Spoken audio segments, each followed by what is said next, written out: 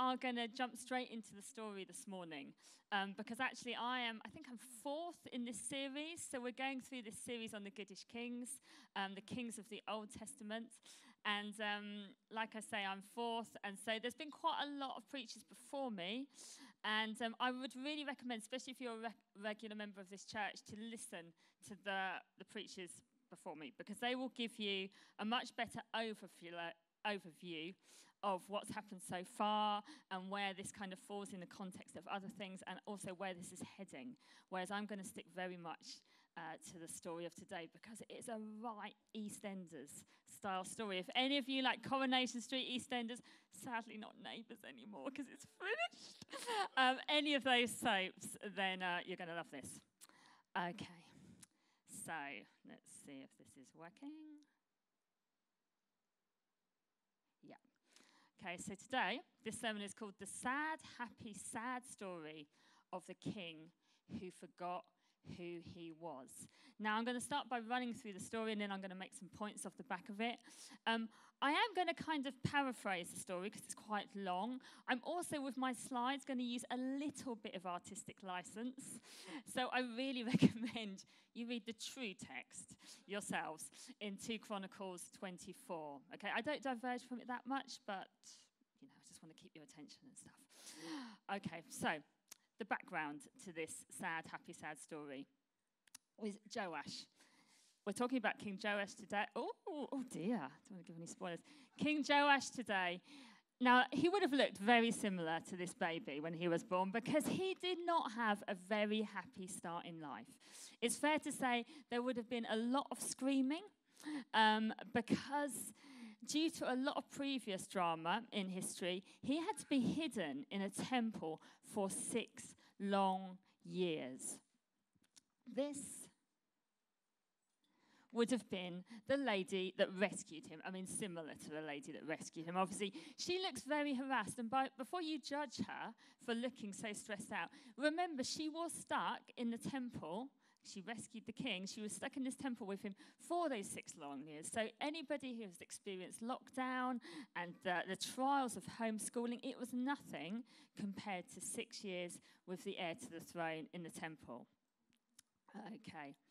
The reason she looked so stressed was because of all that going on. And the reason they were hiding in a temple was because there was an evil queen previously that she was ruling the land, and she was trying to kill all the babies. Okay, so she would have tried to kill the king, and so that's why they had to hide. Okay. In the 7th year, the priest, who was actually the husband of this superhero woman, said, "Enough is enough." And the Chronicles said that he summoned his courage and decided it is time to act. So, how did he act? He basically made a pact with 5 army commanders that had extremely long names. I'm not going to read to you this morning. Now, these long-named men, they traveled secretly throughout the land of Judah, and they summoned the Levites and the clan leaders to come to Jerusalem. When they all gathered there, the priest, whose name was Joash, I'm going to keep calling him the priest from now on, he announced, "Here is the king's son. It is time for him to reign." Okay, so the king had been hiding as a baby in the temple, but by this point he was like 6, 7 years old, and he announced, "Here is the king's son. It is time for him to reign. It's time for him to reign. It is time for him to reign. All hail the king." King Joash. Okay, it is time for him to reign. He said, "This time has come for him to reign. The Lord has promised that a descendant of David will be our king." You have to stay there for a minute, King Joash, sorry. But obviously the land was still under the power of the evil queen. And so the priest gave weapons, we're not going to act this bit out, gave weapons to everybody and instructed them to encircle King Joash. So they all had to get around him and make loads of noise with trumpets and cymbals and loads of musical instruments. And so that got the evil queen's attention. And she came out and she had a right old tantrum. She screamed, "Traitor, traitor, traitor," over and over again. And then the people killed the queen. Hooray, yeah, you can cheer. It's a really good thing. The evil queen was dead, okay? Goodbye, queen. Okay, so then the priest made a covenant between himself. I should say, the story here starts to get a bit happier, okay? So before this, it's all very sad and horrible with the evil queen killing everyone, him having to hide for a long time in the temple. But now it starts to get a bit better. It says in verse 16 that the priest made a covenant between himself and the king's people that they would be the Lord's people. And all the people and the king went over to the temple, don't do it yet, the temple of Baal, where all the idols were, and they tore it down and they smashed up the idols. Here's a little something I made earlier. It's kind of like the Temple of Baal, but I just updated some of the idols. Okay. Because I thought Temple of Baal won't mean so much to us. I did look for a picture of you, Chris, but there weren't many pictures online, so I had to use Paul. I'm really sorry. Okay, so this is the Temple of Baal with updated idols. And so anyway, the king and all the people smashed it down. Yeah! Well done, Elliot. The lolly is in the bag. Right, okay. Had to bribe him. He wasn't keen on being king today. Okay, so they smashed down the temple. They tore down the idols. It was a wonderful, wonderful thing. Okay, so that's the first good thing that happened under his reign. He tore down idols. The second amazing thing that happened under his reign, because I do want to bring out the good before I get on to the bad, is that he spent a lot of time restoring the temple. So they tore down what was bad, and they restored what was good. So how did he restore the temple? You're going to like this bit. Because basically, like all good church building projects, they had a very special offering. Yeah, cheer, yes, we love a special offering. The way they did this, there was a lot of organisation involved, do read the text, but they basically did it by taxing the people. Now, you might think, boo, there's been a lot of talk about tax recently in the media. We don't like taxing the people, but actually, it says that the leaders and the people were really glad about it. Must have been much holier than us. It said they gladly brought their money and they filled a chest with it. Just like that one. Okay, so it took much more organisation than that, but that's what they did. They filled the chest. When the chest was full, the king and the priest gave the money to the construction supervisors, and the construction supervisors were very happy. So, here are the construction workers. Now, for anyone that's a visitor today, the reason why everyone's laughing is because we have a wonderful family in this church. Pete and Kath give us a wave. This is a shameless plug for them. They have a construction company. They're also called King's Construction. So it lends very neatly to the story. Yes. The King's Construction are very good. There's nothing goodish about their work. I'm sorry, Pete, I tried. You can still pay me at the end, okay? I'm still worth the money. Okay, I'm completely lost where I was.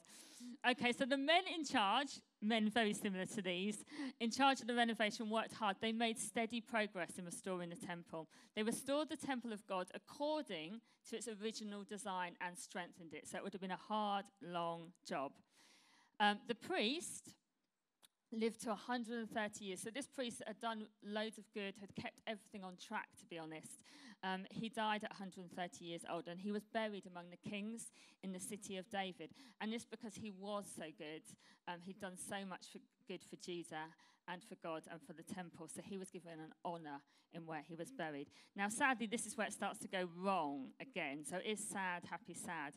So once the priest was dead, the leaders of Judah bowed before the king and persuaded King Joash to abandon the temple of the Lord and worship other idols again. So things were going so well. Idols were smashed. Temple was restored and built. But King Joash was easily persuaded to abandon the temple of the Lord. Now, God is really merciful, as we know. So he sent prophets to bring the nation back to him. And they warned the people. But sadly, the people, and the king included, would not listen. But then God's Spirit, because God perseveres with people, God's Spirit came on a man called Zechariah. Now, the man Zechariah, he was the son of the brilliant priest, okay? So the priest that kept everything on track, the priest that's recently died, Zechariah was his son. And he said to them, "Why do you disobey the Lord's commands and keep yourself from prospering? You've abandoned the Lord, and now he will abandon you." So he did not mince his words, okay? He came straight out with the message that God gave him. Unfortunately, instead of heeding his words, the leaders plotted to kill him. So the other powerful people around King Joash plotted to kill him. And King Joash himself ordered that they stone Zechariah to death in the courtyard of the Lord's temple. Now, this is awful. I'm going to talk about this a bit later, but this is awful. So basically, King Joash is killing the son that's from the family that rescued and saved him and kept him from being killed in the temple all those years. Such disloyalty. Okay, disaster followed disaster, and God allowed a much smaller army to invade Judah and Jerusalem and kill all the leaders. Now, actually, King Joash was not killed by this army, but his own officials plotted to kill him, assassinated him in his bed. The end. That is the story. I know I'm going to have a drink at that point. I feel exhausted. Okay. So what can we learn from this very mixed bag of an EastEnders story? We can look at some things that actually were a part of bringing change in that nation. And we can see through some of those things, small acts of obedience rippling out and having effect on other things. So we're going to look at these points. Hardly gets a mention, changes a nation. We're going to look how organisation brings change to a nation. We're going to look at imitation can bring change to a nation. I couldn't get a shun out of this, but knowing who you are brings change to a nation, which is a little bit what we talked about during our last song while we were worshipping. So we'll start with hardly gets a mention, brings change to a nation. Who can remember, I'm just trying to think if I said it now, the name of the priest's wife? I don't know if I did say it. I didn't say it. Okay. Just testing. Her name was Jehosheba. Okay. That was the priest's wife. Do you remember what the priest's wife did? She looked after, yes. So the priest's wife looked after Joash in the temple. She's the one really that initiated him being rescued and kept safe so he wasn't killed. It was the priest's wife. So she rescued a child, not just any child, but the heir to the throne. So a seemingly minor part in this story plays a major role. She saved a king that went on to lead a people that tore down idols and restored the temple. But she hardly gets a mention in this story. There's like one line about her. It doesn't come back to her later on. She barely gets a mention. So it turns out that someone that hardly gets a mention can bring change in a nation. Does anybody know who this is? No? Anyone know? Good, I'm glad, because that would really ruin my point. Okay, his name is Joshua Dubois, okay? Now, you might not know him, but you probably will have heard of his boss. In 2008, this guy, Joshua, he took a deep breath and he sent an email to a United States senator who was running for president. His email said this. I feel like I'm typing an email. He said, "Hi, Senator. I hope you are well. I've collected a few devotionals and scriptures that might provide..." Is everyone okay? Yeah. "Might provide encouragement in these last weeks, including the one below. I'll send them in the morning from time to time if it's helpful. Best, Joshua." Senator Obama replied to this email, said he would appreciate these morning messages very much. And so every day from this point, this guy Joshua wrote every morning with a quote, a prayer, or an interpretation of scripture to start the president's day. Okay, so years later, after President Obama had won the presidency, and Joshua had by then been promoted to, I think he was faith-based officer in the White House, President Obama was having a conversation with some reporters about a visit that was coming up. He was going to see the Pope. And President Obama started to reflect on the difference that these daily devotionals had made to him. Who knows how these readings influence the president? At the end of them, there's actually a book that's been published of them now. You can read them. Some of them are really insightful. It's very interesting. But there's a prayer at the bottom of each one. Now, who knows how many of those prayers President Obama prayed? And who knows who in the nation was healed and protected and looked after? And what change came when God answered those prayers? We don't really know.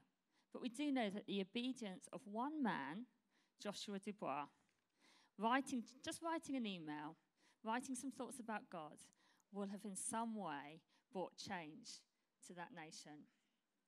And I think the challenge is for us, so often it's the small, mundane acts of obedience, the faithfully following, the writing maybe a difficult email or being kind in an email rather than just following the kind of regular nastiness, looking after your kids for 6 years in lockdown, whatever, being honest at work.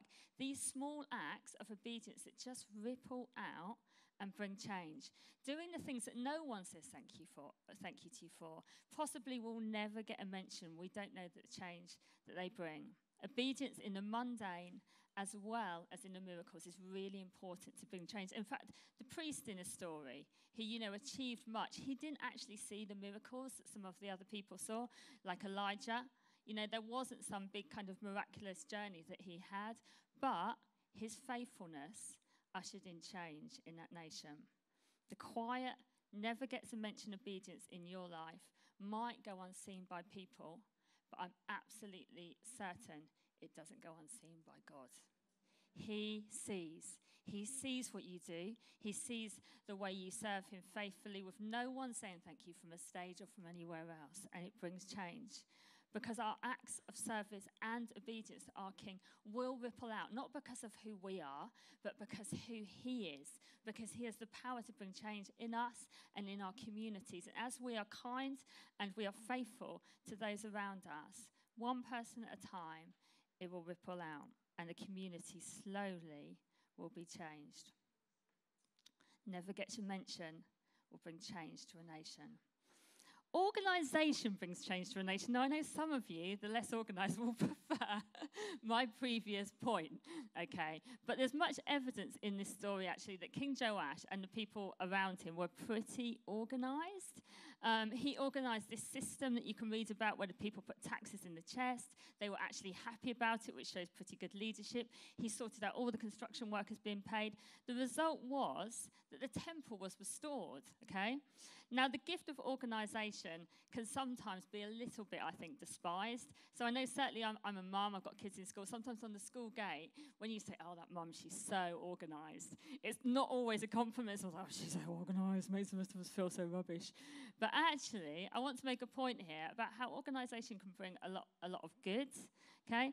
So I will mention a few people in this church where the effects of their organisation has brought real change in our community. So Les Watkins got a mention in my last preach, but I have to mention him again. So Les Watkins, he organised the welcome team for, I don't know, about 100 years. No, not old enough, but a long time. Okay, who knows who that team and under Les's kind of organisation welcomed that have stayed? Possibly my lovely husband there, but there'll be many that have stayed because of that organisation and that welcome. Yet lots of other things as well, but the organisation too. Are the Websters here today? I think I saw Courtney. Adam's upstairs, and Courtney's there. Give us a wave. There's Courtney at the back, because you can ask her about this party. Okay, so Courtney and Adam live on Lucy Way Estate, a local estate to here, and they organised a party for the Jubilee on their estate. And, it would have taken them some time and some effort to do it, but it brought the whole estate together. When they were telling me about it, it was so exciting, because basically there were people that they'd barely talked to before that they got to talk to. It was an amazing thing. There's now a community there that has changed because they went to the effort of just organising a party. So organisation can bring change, and that change can ripple out. The last person I'm going to mention is Angela Lynch. I know she's here somewhere. Angela Lynch, give us a wave. Unfortunately, I wasn't organised enough to get some pictures for this, because I'm not organised. That's not how I'm going to change a nation. But basically, we went on holiday with Angela last year. We went glamping, and we're going this year again. And, there was a lot of amazing things about that weekend. Obviously, the best thing about it was the lovely people, Angela and the other families we got to spend time with. But the second best thing, by far, was her organisation, because she organised everything. I feel tearful talking about it because it was such a blessing. She organised everything from fishing workshops to getting the food sorted out to the tents. Even above the fact that we had bedside tables in our tents. I mean, it was really glamping. I don't even have a bedside table at home. even above that was the fact that she sorted it all out. Now, you might say, oh, Claire, you're kind of hyping up this organisation bit, but actually the effects of it ripple out, because by the fact that Angela organised so well for the families that went, it meant that I got a really, really, really good rest. And when I get a good rest, believe it or not, I'm actually kinder to my family. And when I'm kinder to my family, believe it or not, they're probably kinder to other people. And when they're kinder to other people, then the rest, their school friends, other people, change comes. So organisation, good organisation might seem like a small thing, but if we use it to bless others, that small thing can ripple out. So barely gets a mention, changes a nation. Organisation changes a nation. And imitation changes a nation. The people with whom Joash surrounded himself with impacted the entire nation. Okay? So while the priest was still alive and Joash was influenced by him, things went really well, didn't they? He tore down idols. He led in the restoration of the temple. However, once the priest died and Joash started to fall under the influence of those around him and that weren't following God, everything went very wrong for him personally, but also for the nation. So it's an importance of finding a good role model, okay, for all of us, somebody that will influence for good. The guys that went to New Day, many of you staggered here. Give us a wave if you went to the kids, the younger people that went to New Day, first of all. Yeah? What I'd say for you, if you get back, I would say, let one of your prayers be, God, show me who it is at City Hope that I can follow and be influenced by, that I can spend time with, that will do me good and help me stay on track when all around are doing stuff that God doesn't like. Okay? Find that person. Ask God to help you find them. He will provide it for you. It won't always be Kwame. He can't be everybody's person. But find that person. It's not just for the young people, obviously. It's for all of us. We all need to find good company to hang out with to help us stay on track. So we need to be willing to find a role model. We also need to be willing to be a role model. Be willing to be a role model, not just to find one. So one day I was talking to Lola in the car. It's my other daughter over there who's now hiding and very red. Nothing like embarrassing a young person in your preach. So Lola and I were having a really lengthy discussion in the car. And it was lovely. You know, I was feeling like that kind of real warmth of mother and daughter bond. And she was telling me all this stuff. And I'm like, yeah, you know, we're so close. It's really lovely. I find it all really encouraging. And then she turned to me and she said, oh, you know, I find it really encouraging. It's so good to have someone to talk to about these things that is cool. I mean, I was like, this is even better. We're having this amazing conversation, and now I'm cool as well. Thank you, Jesus. This is like the answer to my prayers. And then she said, that's why I love talking to James and Rachel Hatton so much. It's like, oh, humbling moment. But in all seriousness, I would like to say to many people, and obviously it's not just people in their 20s and 30s in this church that are role models. You know, we can all be role models. But I would say to the people that are in their 20s and 30s in this church, a few years ago, you'll be surprised to know that there were not many of you, okay, in City Hope. We were an old crowd, okay? There weren't many 20s or 30s at all. And we prayed, not wanting to take any credit, but we prayed you in. We asked God to bring you along. And do you know what? When we asked God to do that, we had absolutely no idea of the blessing that you would be. Absolutely no idea. We just thought, you know, it would be good if you came. And now you've come. You've been such a blessing. So thank you. And I know many of you went to New Day and helped and got no sleep for ages. So thank you so much for all you're doing in being a role model and serving, not just our young people, but serving in many other areas as well. Give them a round of applause while I turn over the page. You know, sometimes in our culture, we really kind of are worried about coming over or showing off. But actually, if God has revealed something to you, you are not showing off if you reveal that to someone else. You are showing them God and not you. So we need to think about who we can get alongside. So just as good imitation changes a nation, actually bad imitation can change a nation as well if we follow the wrong people. Because once the priest had died and King Joash was no longer in the company of good influence, he started to make really, really ungodly decisions. It doesn't even sound like those around him were that threatening, but they were persuasive enough to kind of help him make bad decisions. So what about us? We need to think about being careful. Who are we hanging out with? And we need to be aware of the season that we're in. I'm not saying never hang out with somebody that's not a Christian or anything like that, but we just need to be aware of our weaknesses in our season.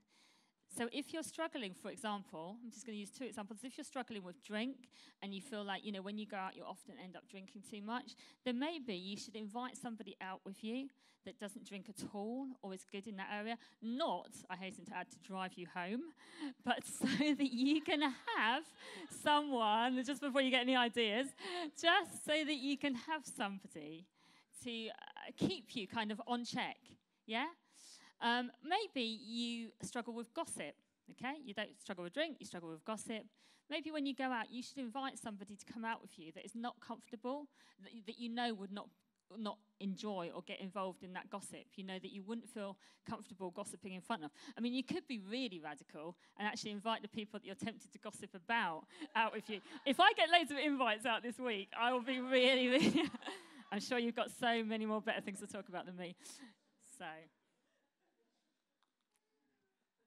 Okay, stay to the point, Claire, because I haven't got much time. Okay, so think about who you hang out with. It's really important. Okay, now this is my final point. Knowing who you are changes a nation. Okay, identity in a story, just generally, is so important. If you think back to the title of the sermon, it's the sad, happy, sad story of the king who forgot who he was. Because actually, at the root of it, that seems to be what happened with King Joash. That was his downfall. He forgot who he was. He forgot that actually his kingship and his authority were important. He didn't have to do what the other leaders around him said, okay? Because he had power and authority to say no. He was the king after all. They weren't pressuring him and threatening him in any substantial way. But he forgot his privilege because of the pressure. How often in our lives do we do that? We are heirs to the throne. We are loved and chosen by the king. When we are tempted to sin, when we're stressed out, when we're overwhelmed, when we have many, many decisions in front of us, we need to remember our privilege, our spiritual status, who we are. In the day-to-day, we need to learn and be people who fight pressure with privilege, with authority and who we are in him. Now, I am definitely not encouraging, do you know who I am, kind of arrogance, okay? Jesus was gentle and lowly, and actually we're called to be servants in this kingdom. However, I'm not encouraging arrogance, but I am suggesting resistance, okay? That we resist the lie that we are anything other than who God says that we are. When we remember who we are not being puffed up. We are not saying, I am the king. We are saying, I am the king's. It's an identity that was bought for us at a massive cost. It's not an identity that in any way we deserve. Remembering who we are will make a much bigger impact than just trying hard in our day-to-day lives. If the band could come up, that would be brilliant.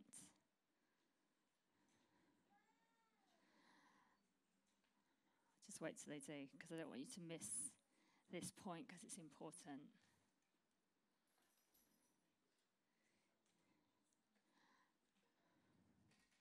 Sorry, I've created loads of obstacles. Thanks, Chris. Sorry. In a way. Okay. I want to just mention the lack of loyalty at the end today. The worst part of this story for me, by a long way, is the end, where King Joash is so unsure of who he is and what he's called to do that he kills his rescuer's son because that's essentially what he did. He kills his rescuer's son.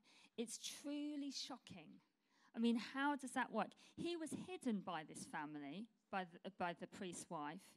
He was guided by them. He was rescued by them. He was set apart by them, and he turns his back on God's ways and kills his rescuer's son. What kind of person does something like that? We would never be that disloyal, or would we? You see, it turns out that we would. Not by stoning with stones, like in the story, but by turning to other idols, and in doing so, nailing our rescuer's son to the cross. Our true and merciful King, without whose sacrifice we would never ever be more than goodish,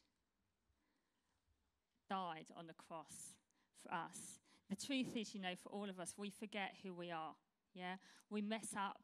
We are so disloyal, but our King is not. And the story of Israel reveals this. It reveals a people that turned away time and time again, but a faithful and loyal King that welcomes them back. The story of our lives reveals exactly the same. We haven't been loyal. We've messed up. We've been no better than the King in the story. And yet our Father has pursued us, provided a way through his Son on the cross. We're going to take communion in a minute. And so the band is just going to play as we come and take the bread and the wine. You can go back to your seats. And as you do, we're just going to spend some time thanking him for his faithfulness to us. That anything that we are his chosen, that we are his loved, is because of the sacrifice that he made. That he is our true King.